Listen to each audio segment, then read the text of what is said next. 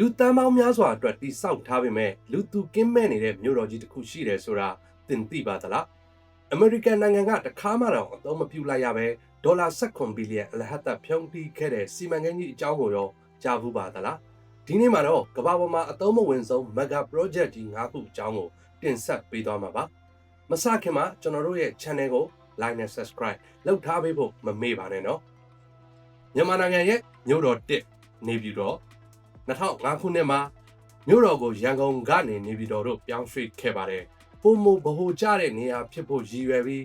ဒေါ်လာ4ဘီလီယံအထိကုန်ခံတိစောက်ခဲ့တာပါ။လမ်းမကြီးတွေဟိုတယ်တွေအပြည့်အစုံရှိပေမဲ့အဓိကလိုအပ်နေတာကတော့လူဦးရေပါ။အခွင့်အလမ်းနှဲပါလို့အမြဲတမ်းလာမနေကြပဲတရဲတစီမြို့တော်လို6ကတ်နေပါတယ်။လမ်း20သွားလမ်းမကြီးတွေ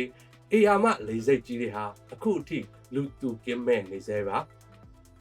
အမေရိကန်ကရက်ကာတောင်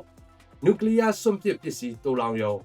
နျူကလ িয়ার ဟန်ရကနေကာကွယ်ဖို့အမိုက်တွေကိုမြေအောက်မှာလုံခြုံစွာတိုင်းစီမဲ့စီမံကိန်းမှာ1989ခုနှစ်မှာနဗားဒါးပြည်နယ်ကိုရွေးချယ်ခဲ့ပါတယ်။ဒါပေမဲ့ပြည်နယ်မှာနျူကလ িয়ার စက်ရုံတရုံမှမရှိဘဲတနိုင်ငံလုံးကအမိုက်တွေလာပစ်မှာကိုဒေတာခန်တွေကပြင်းပြင်းထန်ထန်ကန့်ကွက်ခဲ့ကြပါတယ်။နိုင်ငံရေးအရာအငင်းပွားမှုတွေများလာလို့နောက်ဆုံးမှာအစိုးရကစီမံကိန်းကိုရပ်ဆိုင်းလိုက်ရပါတယ်။ဒေါ်လာ16ဘီလီယံနဲ့ဆယ်စုနှစ်ချီအချိန်ကုန်ခဲ့ပေမဲ့တစ်ကြိမ်မှအသုံးမပြုလိုက်ရတဲ့ကမ္ဘာအသုံးမဝင်ဆုံးစီမံကိန်းကြီးဖြစ်သွားပါတော့တယ်။မလေးရှားနိုင်ငံက Forest City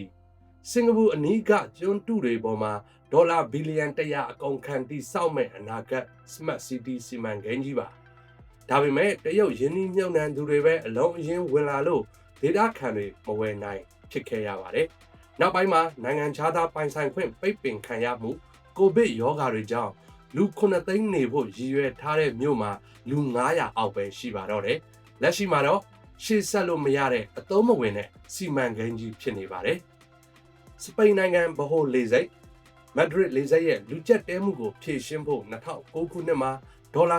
1.3ဘီလီယံအကုန်ကျခံပြီးဒီလေဆိပ်ကြီးကိုဖွင့်လှစ်ခဲ့ပါတယ်။ဒါပေမဲ့မြို့တော်နဲ့ကီလိုမီတာ200လောက်ဝေးကွာနေတာကြောင့်ခရီးသည်တွေရောလေကြောင်းလိုင်းတွေပါလာဖို့ငင်းဆန်ခဲ့ကြပါတယ်။ဖွင့်ပြီးမကြာခင်မှာပဲအကျွေးဒေါ်လာ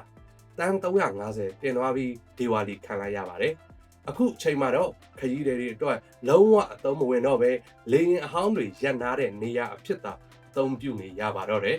။ဟာဝိုင်ယီပြည်နယ်ကအဝေးပြေးလမ်းမကြီး H3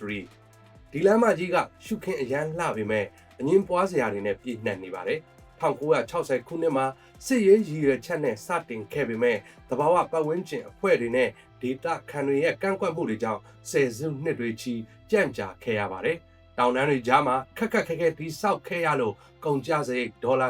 1.3ဘီလီယံရှိခဲ့ပြီးကမ္ဘာစရိတ်အကြီးဆုံးလမ်းတစ်ခုဖြစ်လာပါတယ်။ဒါပေမဲ့မြို့လေကိုဓာတ်ရိုက်မရောက်တဲ့အပြင်ယဉ်ကျေးမှုနယ်မြေတွေကိုပါဖျက်ဆီးထားလို့ဒေတာခံအများစုကတော့ကျိန်စာတင်နေတဲ့လမ်းလို့သတ်မှတ်ပြီးယနေ့တိုင်အသုံးမပြုကြပါဘူး